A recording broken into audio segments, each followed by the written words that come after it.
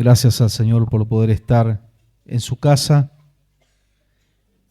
examinando su bendita palabra que nos bendice, nos fortalece. Saludo a todos los que están a través de las redes sociales, los que nos escuchan a través de la radio también, los bendecimos en el nombre de Jesús. Y vamos a continuar estudiando la palabra del Señor. Nos podemos ir situando en Génesis, el primer libro de la Biblia, en el capítulo 3, vamos a ver un versículo allí. Estamos estudiando las 7 dispensaciones. 7 dispensaciones que Dios ha determinado en la historia de la humanidad, 7 eras, 7 etapas. Vimos en la clase anterior, en el libro de los Hechos, capítulo 17, versículo 26, habíamos visto cómo Dios es el que de una sangre creó toda la humanidad y le estableció al ser humano los límites de su habitación y las etapas de la historia. Eso está declarado en su palabra. Dios es el que determinó los límites de la habitación, las fronteras de las naciones y las etapas de la historia. Y vimos la semana pasada, alcanzamos a ver la primera dispensación, que fue la de la inocencia. Vamos a repasar un poquito lo que significa dispensación. Sabemos que es una etapa, una era. Un comentario de Scofield, él decía, periodo durante el cual el hombre es puesto a prueba con referencia a cierta revelación específica de la voluntad de Dios. Hay una revelación específica para un tiempo y nosotros somos puestos a prueba de cómo reaccionamos, si entendemos los tiempos de Dios, ¿no es cierto? Vimos la clase anterior cómo los fariseos, los escribas, tenían solo letra pero no espíritu, y ellos podían mirar el cielo y decir mañana va a llover o mañana va a estar lindo el clima, pero no entendían el tiempo profético que estaban viviendo. El Mesías estaba delante de ellos y no lo reconocían. Lo que habían anunciado durante miles de años, profetas y reyes, se estaba cumpliendo y ellos no lo veían.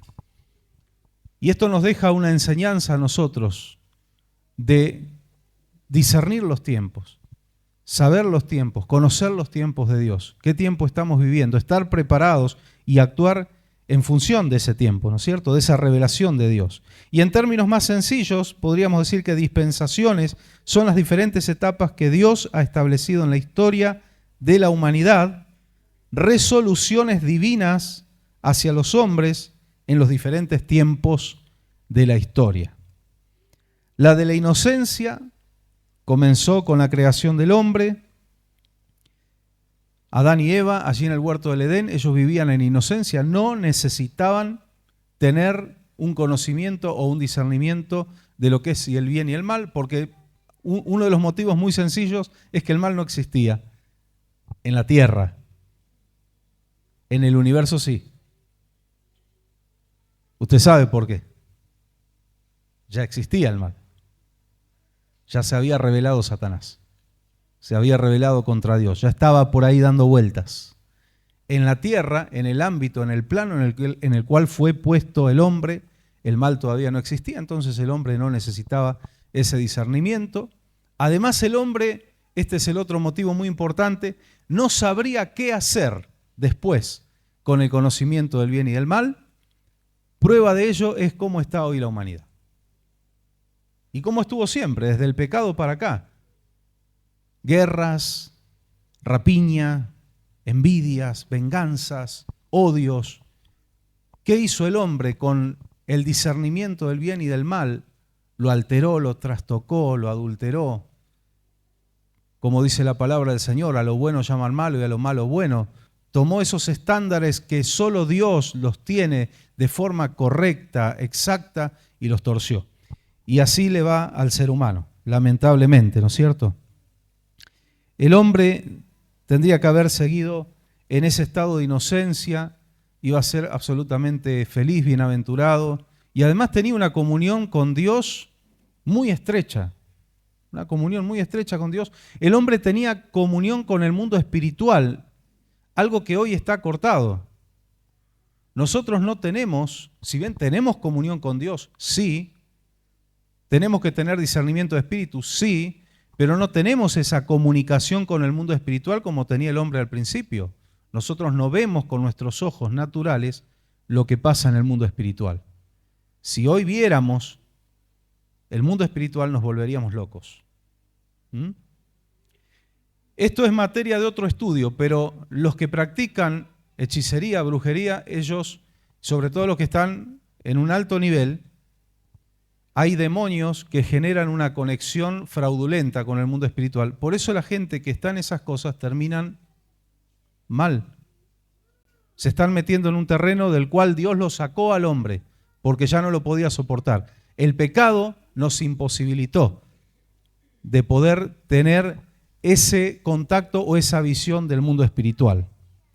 Solo podemos tener alguna conexión cuando Dios muestra una revelación, Dios muestra una visión, Dios permite una conexión temporal con el mundo espiritual. Hombres de Dios llegaron a ver batallas entre ángeles y demonios en torno a ellos. Pero es solo un momento. Y esos hombres de Dios comentaban y decían que cuando estaban viendo el mundo espiritual le decían: Señor, sácame de acá, no quiero ver esto. No está preparado el hombre. En este estado, donde la naturaleza está contaminada por el pecado, el hombre no está preparado para soportar el mundo espiritual en plenitud. Por eso cuando se revelaba un ángel del Señor, o el mismo Señor en el Antiguo Testamento, bajo el título de el ángel de Jehová, se le revelaba a la gente, ¿qué decían las personas? Voy a morir porque he visto a Dios. Se aterrorizaban, caían. ¿Qué pasó con Juan en Apocalipsis cuando vio un ángel? Ni siquiera a Jesús, sino el ángel que le traía la revelación, caía postrado, desfallecían. Un día vamos a volver a esa comunión plena que tuvo Adán y Eva. Ahí vamos caminando. ¿Por qué estamos acá esta noche? Es parte de edificarnos y construirnos en Dios, y mientras vamos avanzando hacia ese estado de restauración absoluta, porque eso el diablo no lo va a poder evitar, que nosotros volvamos a esa comunión completa. Hoy tenemos comunión con Dios, pero no es absoluta como en el huerto del Edén. Hoy estamos en Cristo en un proceso de restauración. Pero el mismo apóstol Pablo, que tenía visiones, que tuvo revelación directa de la gracia, porque Jesús se lo reveló, él dijo: ahora vemos oscuramente como por espejo. Ahora en parte entendemos, en parte profetizamos. No es absoluto, pero estamos en camino a que cuando estemos con el Señor en la gloria, lo que es en parte será completo, completo, todo completo. Comunión con Dios, sanidad completa, salud completa, felicidad completa, sin matices de malos momentos, de luchas, de pruebas que tenemos que aquí en la tierra enfrentar. Sin eso. Por eso tenemos que permanecer fieles. ¿Cuántos dicen amén? Agárrese firme del Señor, porque vamos camino a la gloria eterna. Así que vale realmente la pena soportar todas las luchas, las pruebas en el Señor para llegar a eso. Pablo tuvo una revelación de los cielos, de la Nueva Jerusalén, escuchó lo que se hablaba, no pudo describir, fíjese usted que él no lo describió. Era algo tan glorioso que no entraba en términos humanos. Él dijo: escuché hablar palabras inefables que no les he dado al hombre hablar. Un lenguaje totalmente superior. Hacia ahí vamos. Después de haber visto eso, el apóstol Pablo dijo: ¿qué me puede apartar del amor de Cristo? ¿Qué me puede hacer perder eso que nos está esperando a todos? Y él empezó a enumerar y dijo: ni la vida, ni la muerte, ni los ángeles, ni potestades, ni lo presente, ni lo porvenir, ni nada, ninguna cosa creada me apartará del amor de Dios. Cuando el creyente tiene revelación y fe en lo que viene y en lo que nos espera, se fortalece en Dios y dice, el Evangelio es mucho más que solamente bendición en la tierra, es mucho más que los milagros que Dios hace para mostrar su gloria, es mucho más que la prosperidad, es infinitamente más que eso. Por eso la cruz de Cristo es el centro, el Evangelio es cristocéntrico, no es el hombre el centro, no es la realización personal del hombre, no es para eso el Evangelio.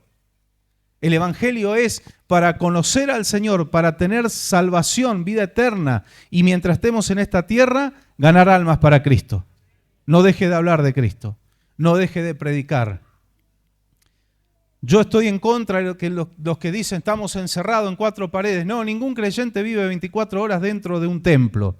Salga a hacer una encuesta, no hay ninguno. Es más, alguno ni se congrega siquiera, no está ni 2 horas en la semana. ¿Qué me vienen con que las paredes te encierran? Estás encerrado solo. Estas paredes no encierran a nadie. Aquí adoramos al Señor, nos preparamos, pero después tenemos afuera los verdaderos desafíos. El creyente que se siente encerrado se encierra solito. Eres libre para predicar, para traer vidas. Yo veo gente que está sentada aquí y que aparentemente no tendría ningún ministerio, entre comillas, ¿no? O alguna función específica. Ah, pero ganó aquella familia para el Señor, trajo aquella alma para Cristo. El que gana almas es sabio, dice la palabra. Y si la Biblia me dice que un alma vale más que todo el oro del mundo, el que ganó un alma, ganó una fortuna para el reino. Más allá de lo que piensan muchos malintencionados, el verdadero negocio del Evangelio es ganar almas para Cristo. Ganar almas para Cristo. Así que no dejes de predicar, no dejes de hablar, no dejes de testificar. Y aunque estés mal, Dios puede usar tu vida para bendecir a otro, porque será la gracia de Dios en tu boca. Hacia ahí vamos, esa restauración de todas las cosas. Si bien ahora es incompleto, pero va en aumento. La senda del justo es como la luz de la aurora que va en aumento hasta que el día es perfecto. Una vez el día será perfecto, pero mientras tanto aquí en la tierra vamos en aumento. ¿Cuántos dicen amén? No para atrás, no somos de los que retrocedemos. Amén.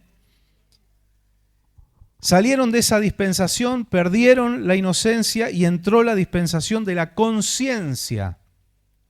El tiempo en el cual por haber desobedecido a Dios, haber perdido la inocencia y haber caído de su gracia, al hombre le fueron abiertos los ojos de su conciencia.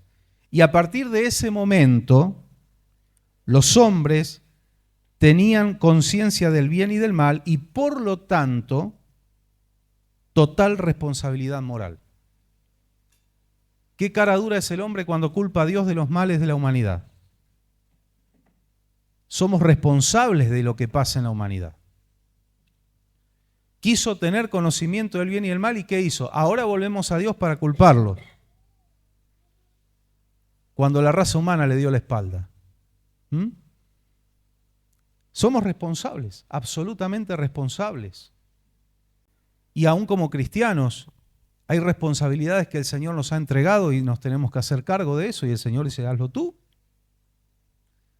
Yo te di el talento, a ver qué haces con eso.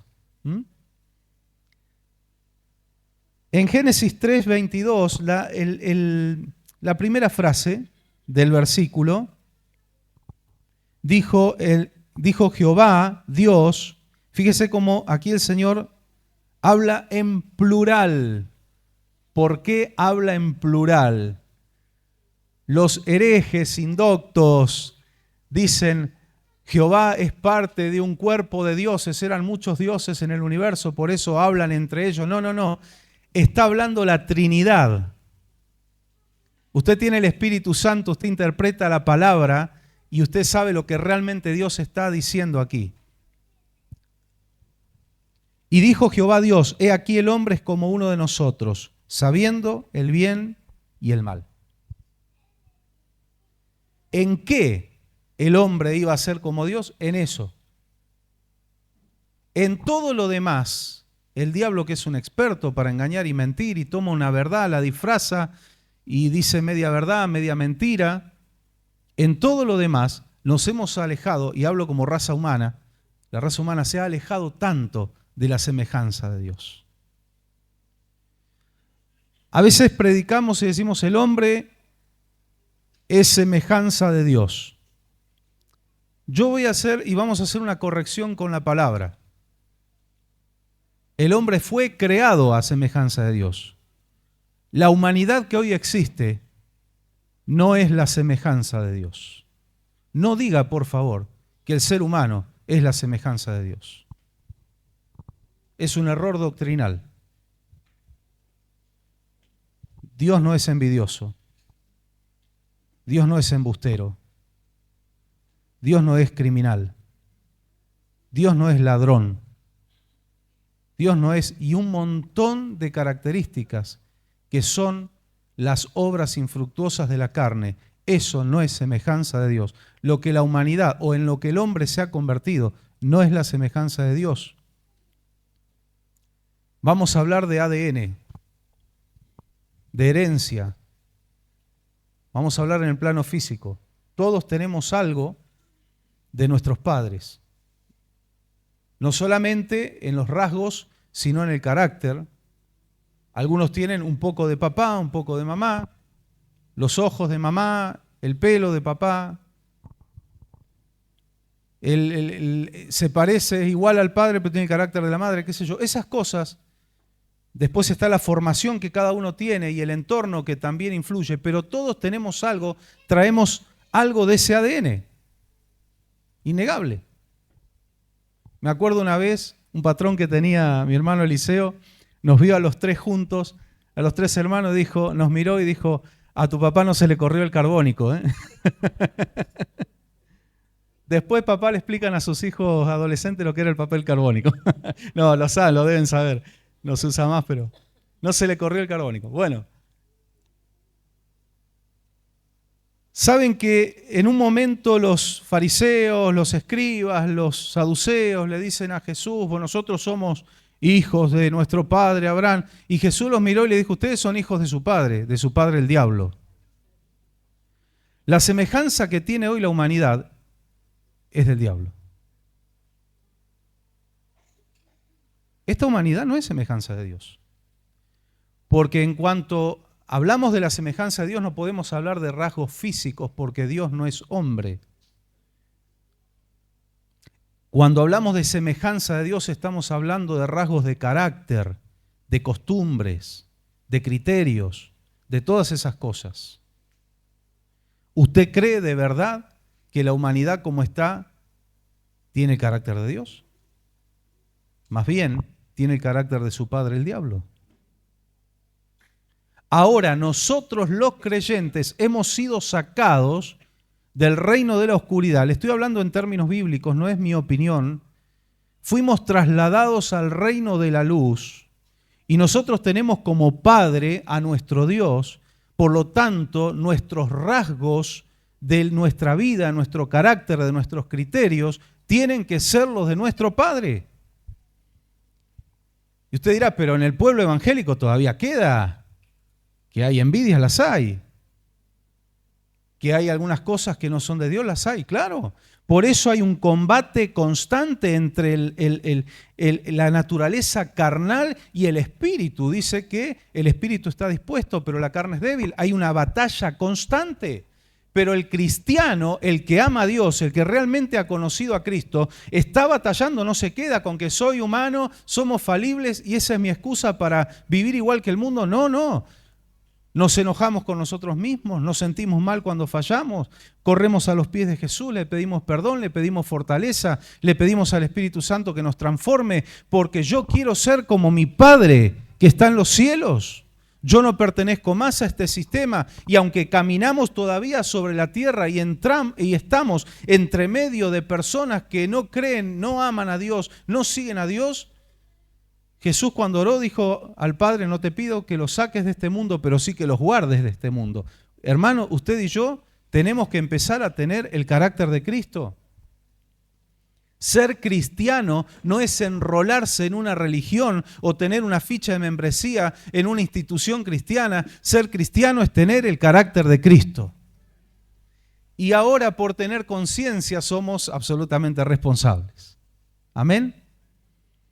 Ahora, pastor, alguien puede decir, parece una predicación elitista. Aquellos son hijos de su padre el diablo, estos son hijos de Dios. Usted va a comprar pintura y no es multicolor, usted quiere o blanco, o negro, o gris, o azul, o verde. La palabra discriminación no es solamente algo negativo. Usted va a la verdulería y discrimina entre naranjas podridas y buenas. O le dice, yo no discrimino, deme las podridas. No es un mensaje elitista, porque las puertas están abiertas para que todo aquel que quiera salir de ese reino de las tinieblas y decir estoy cansado de esta similitud con esta humanidad caída y quiero tener una naturaleza distinta, quiero cambiar, quiero una vida, tiene que haber algo distinto. La puerta está abierta. Y no solo la puerta del templo, las puertas de la gracia, las puertas de los cielos. No es elitista. No se trata de grado académico, no se trata de economía, no se trata de dónde naciste, no se trata de color de piel, no se trata de color de ropa, se trata de corazones que quieran rendirse a Cristo. Están las puertas abiertas, porque hablando de dispensaciones, estamos todavía en la de la gracia. Así que las puertas están abiertas. El que quiera dejar de ser hijo del diablo y ser hijo de Dios, lo puede hacer. Hoy mismo. Es así de sencillo.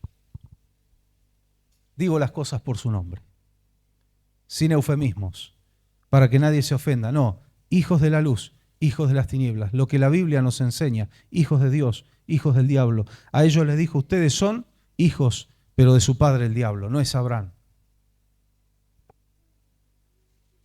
Si hay algo que los predicadores tenemos que hacer, o mejor dicho, no tenemos que hacer, es perder el vocabulario bíblico.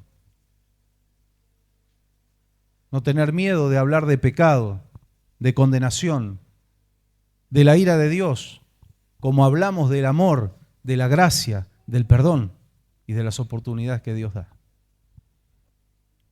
Que el Señor nos ayude, ¿no? Porque predicadores somos todos. No se predica solo en un púlpito. Qué compromiso, ¿no? Todos somos predicadores. Todos tenemos que hablar de Cristo. Hablar con nuestro testimonio, con nuestra forma de ser y también con nuestras palabras. Así dijo el Señor, es como uno de nosotros sabiendo el bien y el mal. En eso sí era cierto, iba a ser el hombre como Dios. En todo lo demás se fue para el otro lado. Qué terrible, ¿no? Por tener conciencia del bien y del mal, un día tendremos que dar cuenta a Dios de nuestros actos. ¿Quién quiere leer? Romanos 14, 12. Romanos capítulo 14, versículo 12. El que lo tiene se pone en pie y lo lee fuerte y claro. Romanos 14, versículo 12. Un texto cortito, muy conocido.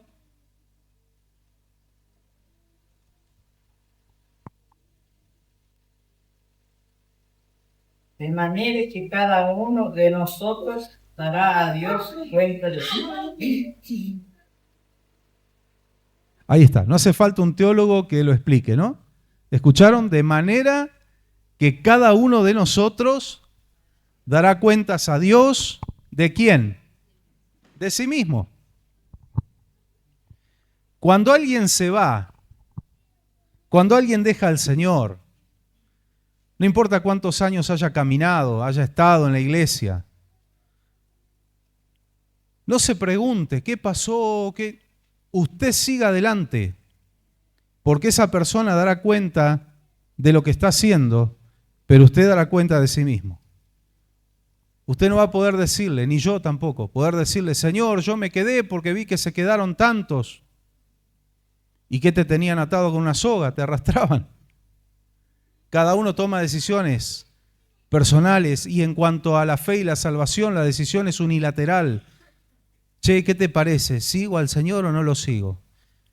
Se paró Josué delante de la congregación y dijo, no sé ustedes lo que van a hacer, pero mi casa y yo serviremos a Jehová.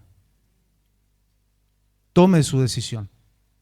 Somos responsables. Por tener conciencia daremos cuenta, pero de nosotros mismos. Cada uno de nosotros mismos.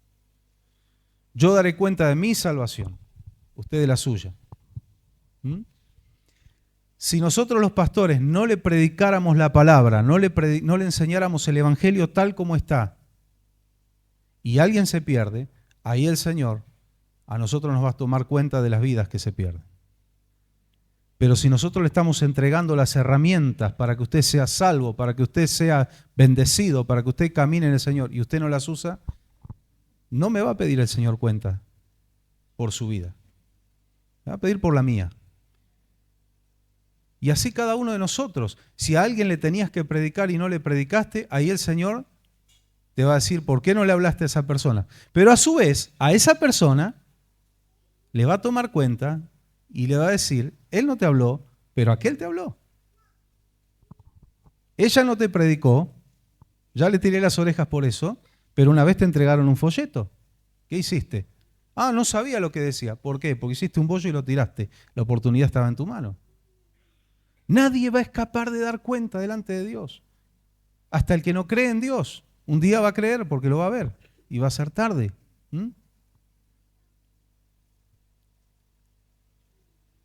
Recuerdo una discusión entre una maestra y un alumno. Un chiste que ya lo conté una vez acá, pero para el que no lo escuchó. Y hablaban acerca de la historia de Jonás. Y si fue o no fue una ballena. Vio que la Biblia no dice. Dice un gran pez. Punto.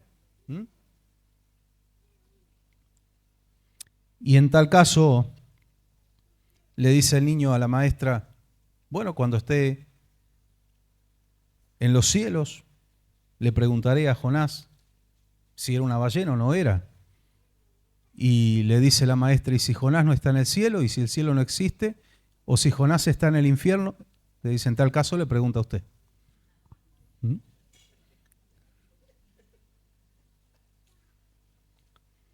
No va a existir en el tribunal de Cristo, bueno, ahí vamos los salvos, ¿no? Pero en el trono blanco, en el juicio del trono blanco, no van a existir ateos. Ni uno.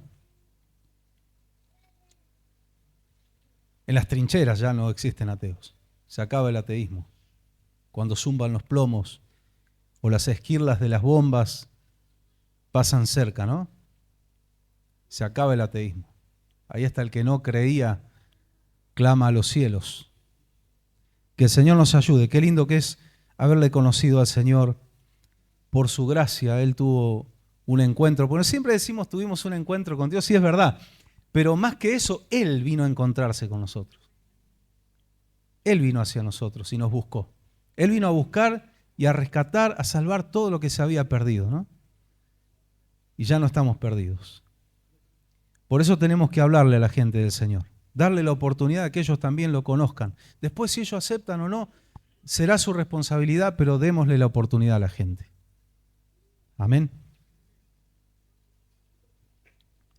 Estamos hablando de la dispensación de la conciencia. Quiere decir, todavía la ley no había llegado. La ley mosaica, que siempre se dice la ley de Moisés, es la ley de Dios. Moisés lo que hizo fue recibir esa revelación, pero es la ley de Dios, que eran más de 10 mandamientos. Los 10 son como la constitución, ¿no es cierto?, los principales, pero después se desprenden muchos mandatos, algunos permisivos y prohibitivos, ¿sí? Bueno, hemos estudiado esto de los mitzvot, de los mandamientos, pero eso no había llegado todavía. Todavía no existía Abraham, no existía su padre, no existía su familia, no existía mucho menos Israel, porque de hecho cuando Dios llama a Abraham, Israel no existía. Abraham padre de Isaac, Isaac padre de Jacob, Jacob fue llamado Israel y fue padre de las 12 tribus. Fue llamado detrás del río Éufrates, de Ur de los Caldeos, pueblos paganos. No había ley, había conciencia.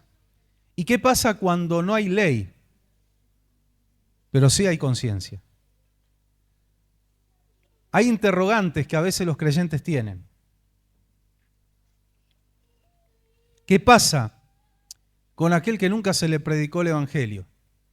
¿Habrá alguna persona en el mundo que se va sin ni siquiera una vez haber escuchado? Yo hoy a esta altura lo veo muy difícil. No sé qué opinan ustedes. ¿Alguna etnia muy cerrada?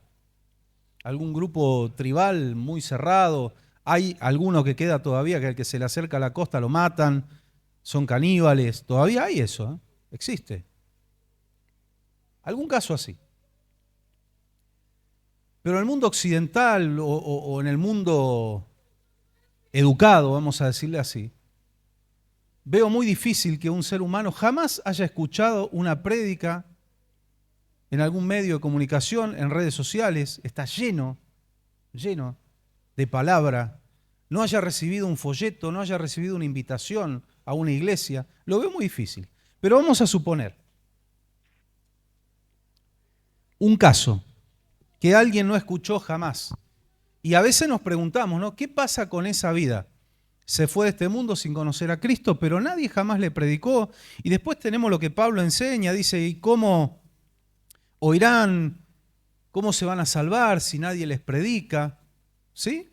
Entonces decimos, pero parece injusto, aquel que nunca escuchó el Evangelio se va sin la salvación. Bueno, la palabra resuelve eso. Cuando el apóstol Pablo hay que interpretar lo que dice la palabra y a quién va dirigida. Ese es un problema de las profecías de los tiempos finales, cuando no se sabe separar qué profecía es para Israel exclusivamente y cuál es para la iglesia, ¿no? Cuando Pablo está diciendo y está enviando, y dice, ¿cómo van a oír si nadie les predica? ¿Cómo van a conocer al Señor si nadie les predica? El Espíritu Santo a través de Pablo nos está hablando a nosotros, a la iglesia, y nos está diciendo, tienen que predicar el Evangelio. Tienen que llevarle a la gente la oportunidad de ser salva. Ustedes son los responsables de hablar de Cristo, de mostrarles a Cristo al mundo. Se está dirigiendo a la iglesia. Pero, atención. Cuando se dirige a la humanidad en general, el Espíritu Santo, también usando la vida de Pablo, cuando le escribe a los romanos, le dice, eres inexcusable, hombre, porque lo oculto de Dios está revelado en las cosas creadas. Si puedes ver el sol, puedes ver la luna, puedes ver los árboles, en vez de ir a abrazarte un árbol, a decir que un árbol es Dios, reconoce que ese árbol fue creado por un ser superior. ¿Y cómo va a ser juzgada su vida en cuanto a sus hechos si no conoció la ley de Dios? A partir de que empezó la dispensación de la conciencia, el hombre es juzgado por la ley de la conciencia. Dios estableció su ley en la conciencia del hombre aún antes que existiese la ley. ¿Se entiende? Antes que existiese la ley, el hombre ya fue responsable delante de Dios porque Dios estableció su ley en la conciencia. De manera que aquel que nunca escuchó, si jamás levantó la mirada al cielo para reconocer que hay un Dios, es porque no quiso hacerlo. No hay excusa. El apóstol Pablo lo dice, no es mi opinión, yo remarco esto, no es opinión mía. Lo dice la palabra, eres inexcusable, oh hombre. Dios se reveló en las cosas creadas. La voz de Dios la puedes escuchar en tu conciencia. ¿Por qué no obedeciste? Aunque todavía no había llegado la ley, como tal, los hombres tenían ley natural a partir de ese momento y así por los siglos, porque eso continuó hasta hoy. No sé cuántos escucharon hablar del Código Hammurabi. El Código Hammurabi es una serie de leyes, más de casi 300 leyes. Se encontró una columna con una escultura y todas las leyes escritas de piedra de basalto. Eso está en el Museo del Louvre, en París, en Francia. A principios del siglo XX se encontró eso. Según dicen, no puedo dar fe de ello, esas leyes fueron escritas más o menos en el 1750 antes de Cristo. ¿Sí? Muchas de esas leyes son similares a las que encontramos en la ley de Dios. Aunque algunos artículos no están tan perfectos, porque no hay como la ley que Dios le reveló a Moisés, esa es perfecta. Pero está muy bueno. Conceptualmente está muy bueno. Ahora, póngase a pensar esto, vamos a pensar lentamente. Si es verdad que fueron escritas esas leyes en el año 1750 antes de Cristo, esas leyes están escritas antes que la que Dios le reveló a Moisés, cuando todavía no había ley. Porque Moisés es más o menos del 1400 antes de Cristo. Y alguno dirá, pero 1750 es después. No. Antes de Cristo se cuenta de mayor a menor. Tengamos eso en cuenta, ¿sí? Va en descuento el tiempo. Así que en 1400 vino 300, 250 años después del Código Hammurabi. Y algunos quieren enaltecer al hombre y decir, pero el hombre ya tenía sus leyes antes que Dios revele. No, mijito. No es otra cosa que esto que estamos estudiando esta noche.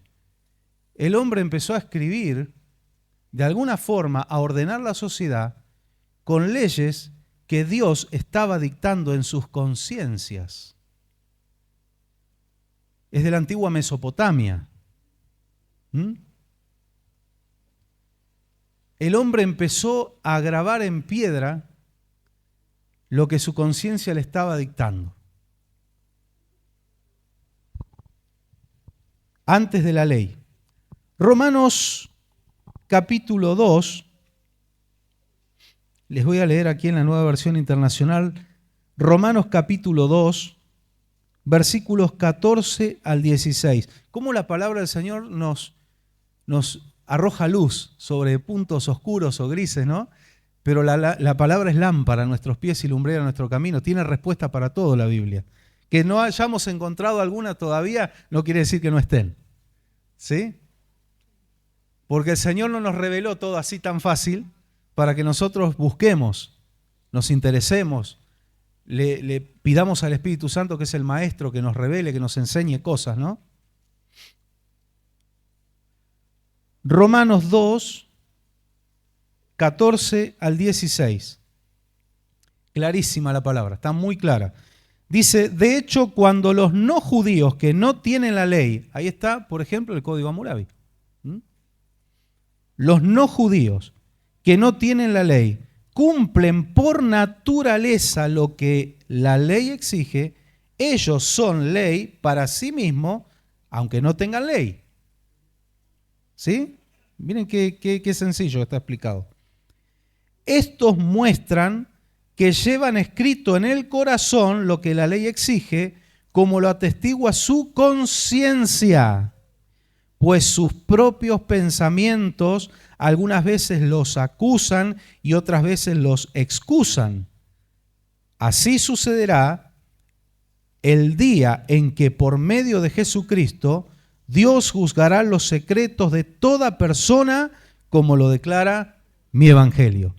Clarito, aquí el Espíritu Santo nos está aclarando. Todos delante del Señor van a dar cuenta, aunque no hayan escuchado, aunque no hayan oído la ley de Dios, porque Dios marcó su ley en la conciencia de los hombres y el hombre sabe cuando está haciendo mal y cuando está haciendo bien. Lo siente adentro. ¿Sí? Ahora, el hombre por dictamen de su conciencia tenía la responsabilidad de hacer el bien y evitar el mal. Pero hay algo que es terrible y que es la conciencia adormecida, la conciencia entenebrecida o cauterizada. Cuando hay una herida sangrante y se la cauteriza, se quema, se frena la hemorragia, la herida sigue allí, Cuando algo está cauterizado, deja de sangrar, pero la herida está. ¿Mm? Dicen los técnicos, es muy duro lo que voy a decir, pero hablando de los accidentes ferroviarios, cuando una persona se arroja bajo las vías del tren y sufre amputación de miembros por las ruedas, dice que esas heridas no sangran porque las ruedas, al venir friccionando hierro con hierro, viene una temperatura tal que corta y quema, cauteriza. ¿Mm? Se pierde la sensibilidad. ¿A quién le han hecho tratamiento de conducto alguna vez? A mí también. Y uno se acuerda y le dan ganas de llorar, ¿no? ¿Qué te hacen para que el nervio deje de tener sensibilidad, que duele tanto? Te lo queman, te lo cauterizan. Y hay personas que tienen cauterizada la conciencia, dice la Biblia, por eso ya no sienten nada. ¿Dejan de ser responsables entonces delante de Dios? No. No. Alguien que tenga la versión 60 que pueda leer el Salmo 16, 7. Salmo 16, versículo 7. Estamos en la parte de la conciencia. Ya pasó la dispensación de la inocencia, ahora la conciencia. Salmo 16, 7. ¿Quién lo tiene? ¿Lo puede leer? Adelante. Bendeciré a Jehová que me aconseje. Aún en las noches me enseña mi conciencia. Está clarito, ¿no? Gracias. Bendeciré a Jehová que me aconseja. Aún en las noches me enseña mi conciencia. No hay excusa. No hay excusa. Alguien que pueda leer Efesios capítulo 4. Sí. De hecho, en este salmo, que es casi científico, porque los conocimientos de una persona probablemente se abstienen en el lugar. Sí. Sí, hay mucha ciencia en la Biblia. Y hay descubrimientos científicos gracias a los salmos también. Como yo lo he explicado aquí, como por ejemplo las corrientes marítimas.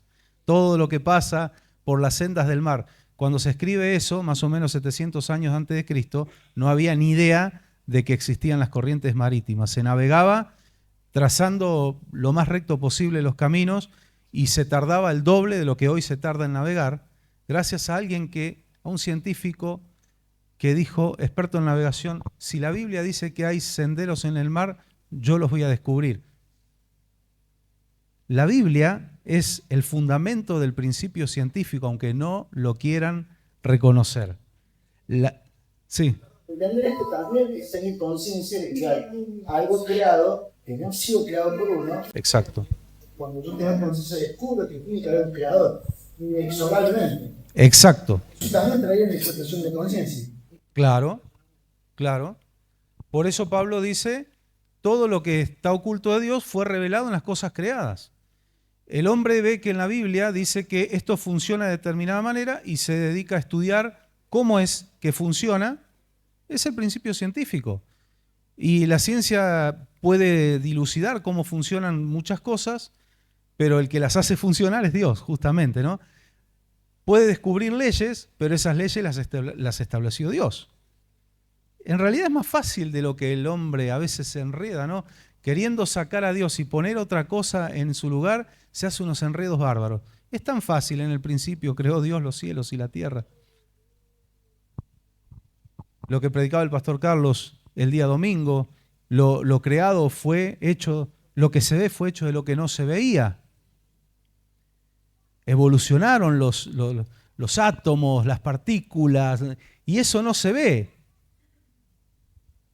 Eso lo puedes ver en un microscopio, ¿no? Cuánta sabiduría, oh profundidad de las riquezas de la sabiduría de Dios. Qué hermoso, ¿no? Esa exclamación. Nuestra conciencia, Dios nos aconseja a través de nuestra conciencia aun cuando dormimos, y sí es verdad, ese principio científico es un buen método para el estudio también, cuando uno tiene que estudiar. Lo que estudia de noche, cuando duerme el cerebro empieza a ordenar. Me ha pasado a mí de acostarme con un concepto no tan claro y al otro día tenerlo claro, ¿no? Qué bárbaro, ¿no? Si Dios, qué tremendo creador que tenemos. Estamos funcionando como mucho a un 10, un 11% del coeficiente. Imagínense el 100. Y yo les garantizo que Adán y Eva tenían el 100 antes del pecado. El Señor nos tuvo que poner un limitador, como si le das a un inexperto un auto deportivo se lo pone de sombrero y tenés que limitarle la velocidad, ¿viste? Es así. Efesios 4, a ver quién lo tiene, versículos 17 hasta el 20.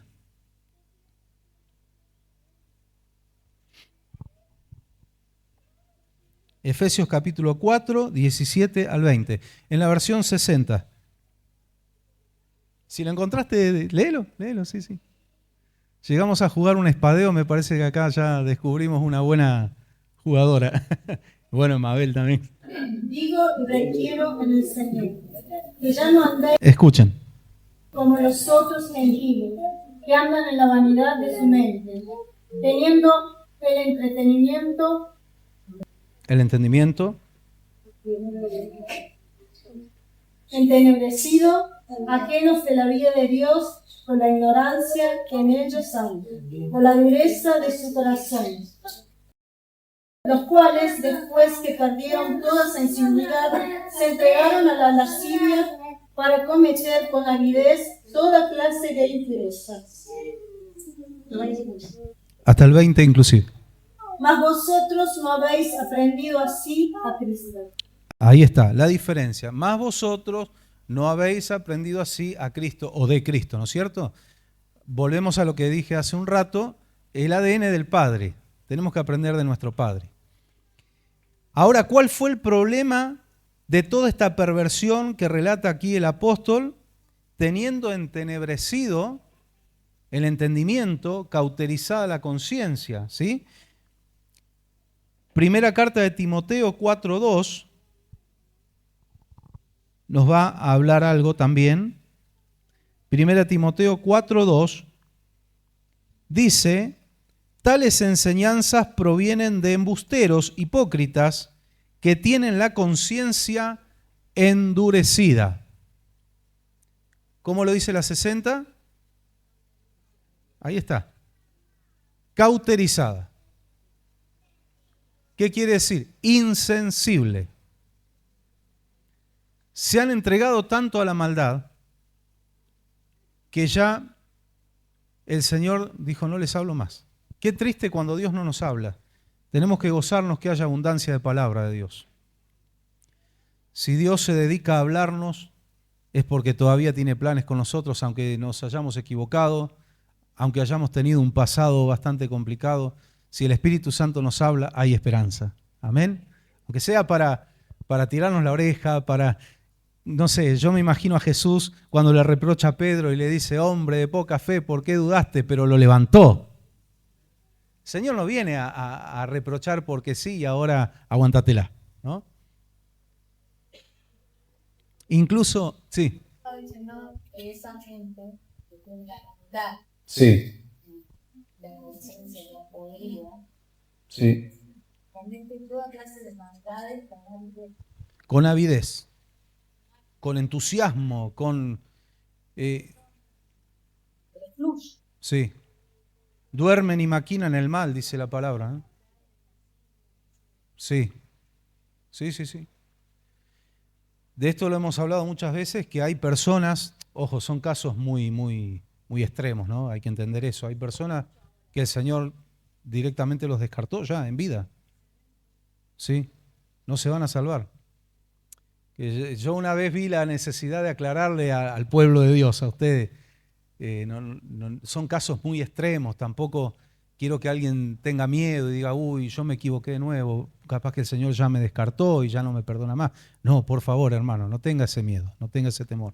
Estamos hablando de gente muy maldita, en todo el sentido de la palabra. Perversa. Por eso, pastor, el Señor no nos deja usar el cerebro en su totalidad. Exacto. no nos deja usar el cerebro en la totalidad y no nos permitió vivir eternidad en esta naturaleza. Por eso lo echó al hombre y a la mujer para que no agarren del árbol de la vida. Porque dice, van a vivir eternamente en este desastre. Dios mío, ya no sé, creo que ya nos hubiéramos extinguido, la verdad, ¿no? Así que el Señor puso limitación. Que algunos dicen, no, no es cierto, porque en realidad usamos el cerebro completo. Sí, usamos los 2 hemisferios del cerebro, lo usamos completo, pero el coeficiente es lo que está limitado, ¿no? Hay que entender esa diferencia. Entonces usamos el 7%. Por eso, el 10, el 11 es el caso de personas muy brillantes. Yo creo que ni con lentejuelas llego al 11, pero... Ahí la ciencia, cuando tomaron el árbol, ¿no? Ciencia del bien y del mal. Bueno, Eso que Dios les permitió, conocieron el bien y el mal. vamos, ¿no? De lo bueno, la parte buena, vamos a decir, de la ciencia. Claro, y conocieron el bien y el mal y perdieron un montón de conocimientos. Hay hipótesis científicas que son hasta graciosas de escuchar, de que por ejemplo hablan de la ciencia exacta como la matemática, Sí. como algo que ya fue descubierto. Si sos astuto con las palabras, si vos decís que fue descubierto, y 2 más 2 siempre fue 4, vos cuando esto era, bueno, ¿quién la creó? Exacto. Tienen esa pregunta retórica, que es una pregunta que uno, que creyente, la está responder. Ellos siguen no sé por el padre, es fácil. Podríamos compararlo con la conquista de América, es decir, descubrieron América. No descubrieron nada, acá había gente que ya vivía. Ellos no estaban enterados. ¿Sí? Pero la matemática se puede explicar muchísimas cosas que ya, como bien dicen ellos, fue liviano. Claro, claro.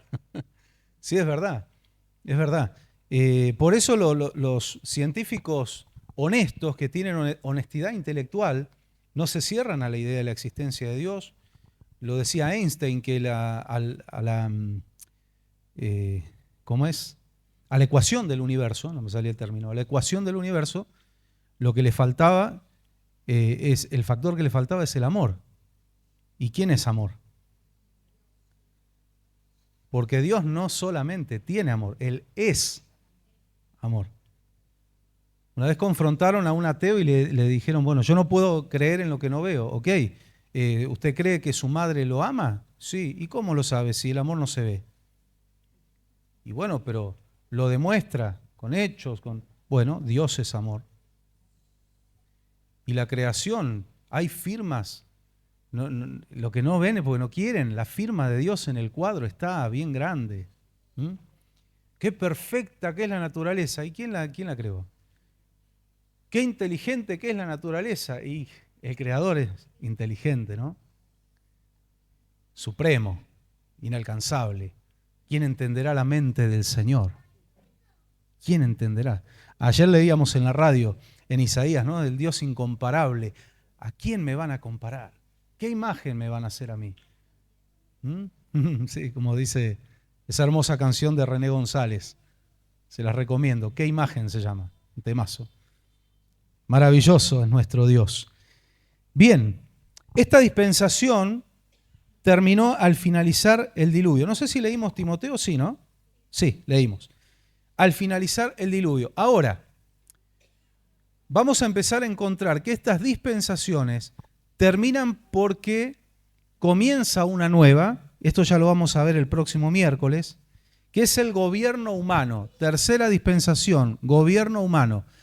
Pero no terminó, no se apagó la conciencia. O sea, el hombre es probado en relación a una revelación específica de Dios, como veíamos el concepto que dice Scofield, y falló. Dios dijo, yo gobierno y el hombre en su inocencia me va a obedecer y va a vivir en un paraíso literal. Falló. Ok, yo voy a gobernar ahora a través de la conciencia del hombre. El hombre volvió a fallar. Entonces Dios establece algo nuevo. Dice, el hombre solo no se puede gobernar porque no obedece la conciencia. Tengo que poner autoridades, un gobierno humano. Y ahí empieza la dispensación del gobierno humano sin que deje de funcionar la conciencia Quiero ser claro en esto. Y tenemos que entender que seguimos siendo responsables de la conciencia, de lo que Dios nos dicta. Porque usted de repente no puede tener un policía en todas las esquinas. Te va conduciendo donde tiene que frenar. Usted tiene que conocer la ley, 24.449, artículo 41, que sería bueno que aquí Villa Mercedes sobre todo la lean un poquito, prioridades de paso. Y yo freno no porque un policía me apunta con un arma, porque conozco la ley y porque soy consciente, es algo tan lógico que al desobedecerla me va a ir mal, muy probablemente me vaya mal o haga que a otro le vaya mal. Y es lo que pasa con las decisiones del hombre sin obedecer la voz de Dios, no solo le va mal, sino que genera dolor a otros. Yo tengo un tomate acá, más cerca, lo pongo acá y le pego un martillazo. El tonto soy yo, pero salpico. ¿Se dan cuenta? Es un hecho absurdo que yo cometí, pero yo salpico a los que están cerca, que les manché la ropa, que van a tener que ir a lavarla, que me van a odiar. Bueno, eso es lo que pasa. El hombre ha reventado tantos tomates, ha salpicado el mundo con injusticia, con hambre, con delito, con un montón de cosas, avaricia y demás, ¿sí? Yo quisiera, a ver, los franceses que nos trataban de discriminadores en el Mundial, ellos son los dueños del agua en África, son los que matan de sed a los africanos. ¿Con qué autoridad moral nos tratan a los argentinos que recibimos a gente de todo el mundo y los abrazamos de discriminadores, ¿no? Bueno, hipocresía pura. El amor vence, dicen algunos, y prenden fuego las iglesias. En Argentina, en el mundo. Qué terrible, ¿no? Que el Señor nos ayude. Él nos ha sacado de ese reino. Entonces, vamos a ver el próximo miércoles el gobierno humano y la responsabilidad que tenemos los cristianos también en relación al gobierno humano. Una cláusula que hay, y con esto ya terminamos y vamos a orar al Señor, porque la Biblia también tiene sus cláusulas, ¿no? Dice que tenemos que obedecer al gobierno humano. Tenemos que obedecer a las autoridades. Tenemos que obedecer y respetar. A mí me para un policía y me pide documentación. Yo no puedo decir, yo soy un hijo de Dios, un siervo de Dios, a mí no me moleste. No, yo tengo que decir, sí, señor, oficial, buen día, buenas tardes, acá está. ¿Sí?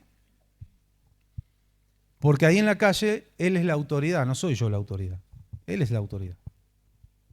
Y aunque sea un agente nuevo, recién salido de la academia, pero tiene una institución que lo avala, y Dios avala las instituciones de seguridad, eso está en la Biblia.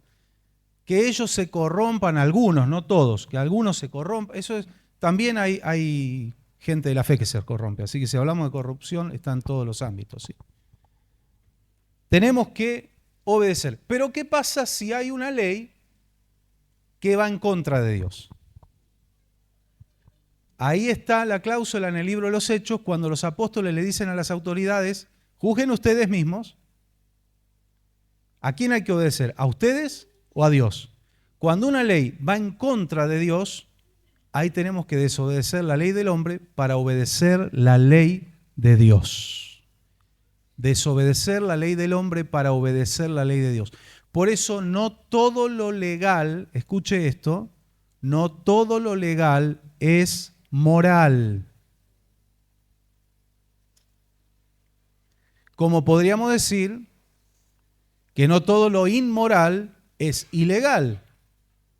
Hay muchas cosas que las leyes terrenales contemplan que son inmorales, que ya se fueron de la ley de Dios, que es perfecta. Hay que entender eso.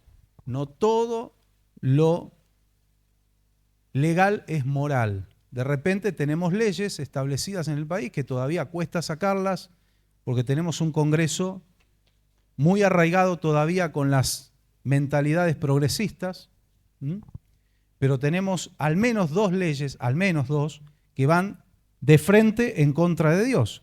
Una que es la ley del aborto y la otra que es el matrimonio igualitario. ¿Dónde cometen el mayor error? En llamarle matrimonio. Le podrían llamar unión civil. Pero se equivocan al usar el término matrimonio. Bueno, son leyes que son legales, pero son inmorales y están en contra de la ley de Dios. Usted, le voy a poner un caso más terrenal, usted necesita hacer un negocio y necesita pagar algo en dólares, pero a usted no le permite el cepo comprar más de 200 o directamente no le permite comprar. ¿Qué tiene que hacer usted? Tiene que pagar en físico. Tiene que ir al Blue. Tiene que buscar las conocidas cuevas, que las hay muy buenas y muy honestos. Gente muy honesta que se encarga de eso.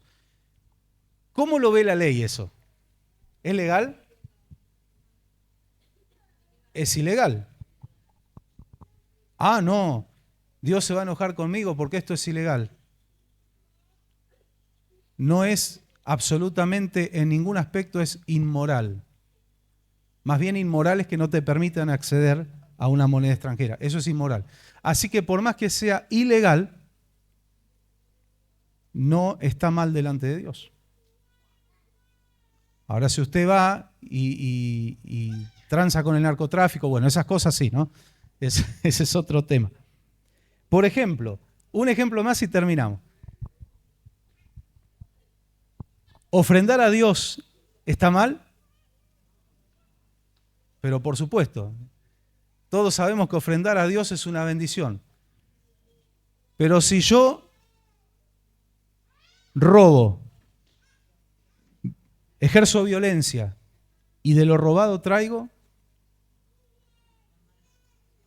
la ofrendar a Dios está bien, el hecho de ofrendar a Dios. ¿Qué, o mejor dicho, cómo y de dónde? Ahí es otro tema. El Señor dijo, yo les enseño esto, hermanos, quiero que tengan una... yo si vamos a lo humano, yo le diría traigan todo, roben, qué sé yo, y traigan. Si fueron interesados en el dinero, no me importa. ¿No? Pero quiero que usted tenga un conocimiento sano de las Escrituras. Habrá escuchado quizá, o por ahí alguna vez va a escuchar, de algunos púlpitos que sale esta enseñanza. Todo lo que toca el siervo de Dios es santificado. No importa si es del narcotráfico, si es del robo, si es del casino. Porque cuando llegan a las manos del siervo de Dios, no, por más siervo de Dios que seas, por más que seas un arcángel, si desobedeces lo que Dios ha establecido, perdés autoridad. Yo no tengo autoridad por sobre la palabra. Sin ánimo de ofender, pero el catolicismo enseña que la iglesia tiene autoridad sobre la palabra. Y es la herejía más grande que puede existir y esa es madre de todas las demás herejías. La iglesia tiene la autoridad de modificar lo que la palabra dice. Por eso en los concilios sucesivos fueron agregando cosas que no están en la Biblia. Y dicen que nosotros somos una secta porque nos basamos plenamente en la palabra. A ver, hermanos, ¿quién es la palabra?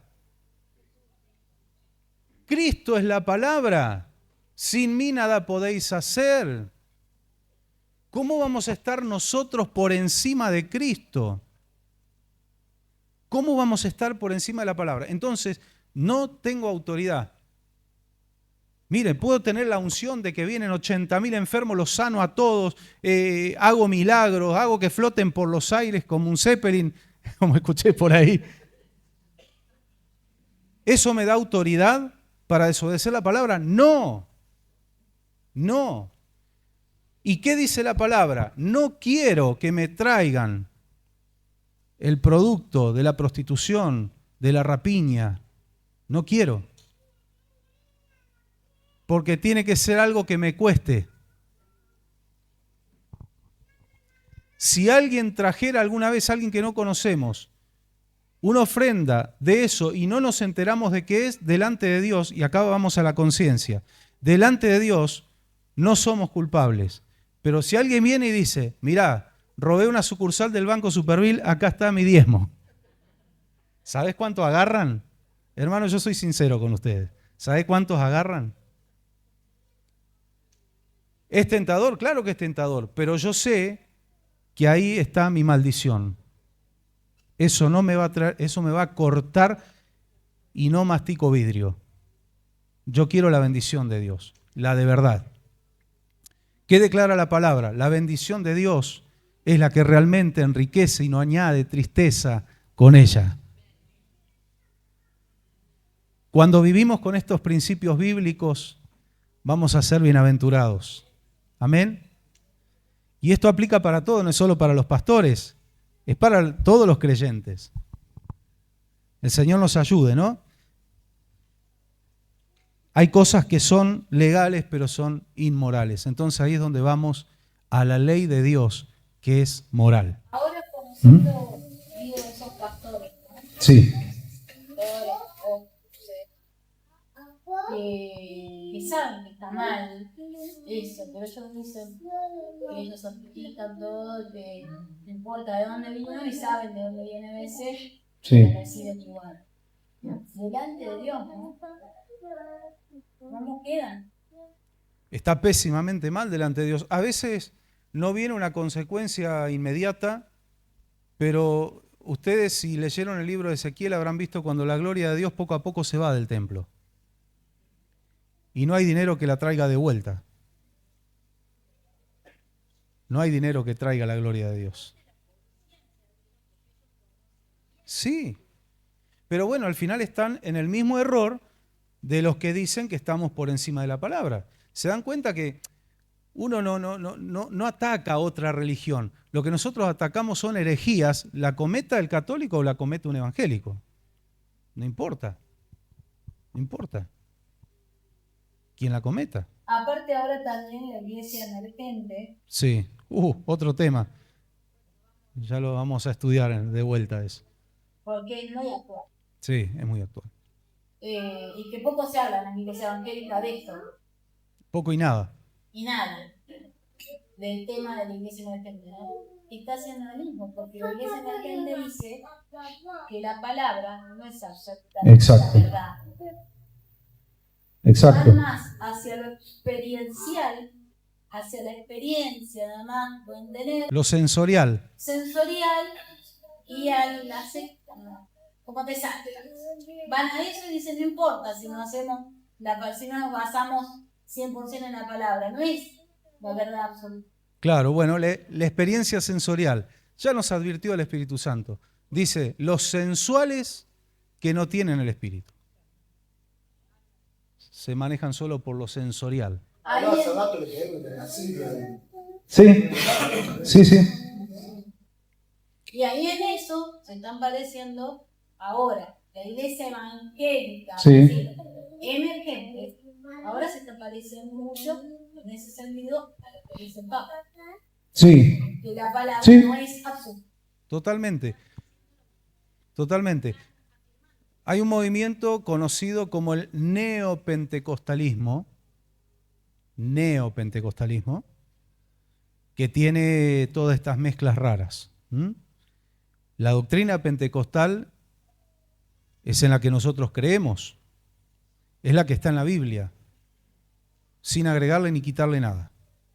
Pues esta tiene muchos agregados, digamos, muchos aditivos, ¿no? Que el Señor nos ayude. Esta formación bíblica, usted está recibiendo tesoros de parte del Señor. Guarde, atesore, grábelos en su corazón, porque cuanto más bíblicos somos, menos margen de error. Somos humanos, podemos equivocarnos, pero el margen de error se achica muchísimo cuando vamos a la palabra, ¿sí?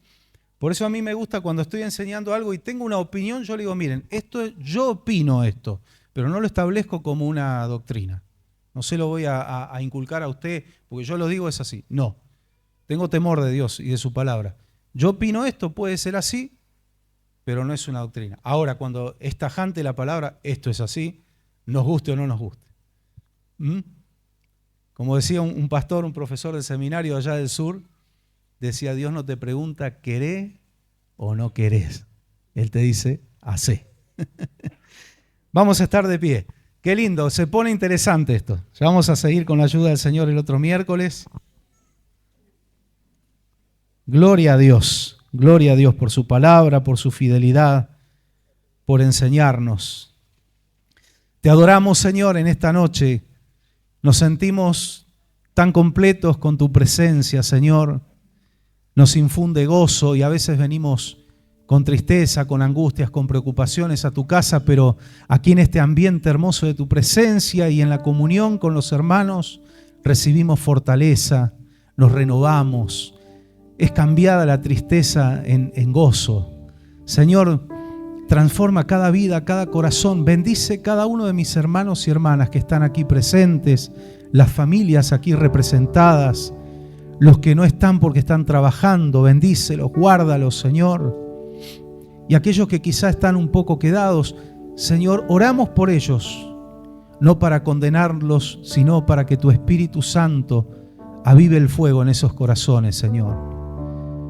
Que nadie retroceda, sino que podamos avanzar hacia la salvación y a la vida eterna. Auxílianos, Señor, porque nuestra naturaleza humana no puede, no tiene la fuerza suficiente y tampoco quiere, pero tu Espíritu Santo en nosotros lo hace posible. Hace posible que podamos obedecer, hace posible que podamos tomar las decisiones correctas. Por eso, Señor, nos humillamos ante ti y te decimos: Señor, no lo sabemos todo, necesitamos tu guía.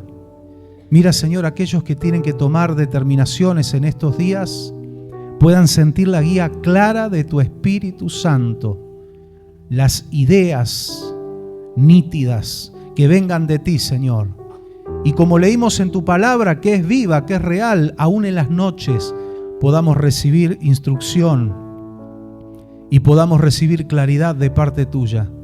Nuestro cuerpo descansa, duerme, pero nuestro espíritu está en contacto con tu Espíritu Santo, Señor. Qué maravilloso que es esto. Bendice este pueblo, Señor. Mira cada anhelo de sus corazones, respóndeles con creces, sorpréndelos, más de lo que ellos esperan, Señor. Más abundantemente de lo que ellos piensan o entienden. Siempre nos sorprendes, Señor. Tú no pierdes esa capacidad. No importa cuántos años hace que caminamos contigo, nos dejas boquiabiertos. ¿Cuántas veces? ¿Cómo no darte la gloria, Señor? Y si hoy atravesamos una lucha, una prueba, sabemos que tú eres el mismo de ayer, tú eres el mismo hoy y por los siglos. El que nos libró ayer nos librará hoy, nos librará mañana. Depositamos toda nuestra confianza en ti y te damos a ti toda la gloria y toda la honra, y juntos bendecimos, Señor, aún a la distancia, a los que están lejos, a los que están escuchando, a los que están mirando por los medios digitales. Señor, allí llegue el toque y la presencia de tu Espíritu Santo, en el nombre glorioso de Jesús. Amén y amén. Gracias, Señor. Dale otro fuerte aplauso al Señor. Él lo merece. Tuya es la gloria, Señor. Tuya es la gloria en Sion. Te adoramos y te bendecimos y nos gozamos en tu presencia. Nos gozamos en tu presencia, Señor. Aleluya. Amén. Amén. Gloria a Dios.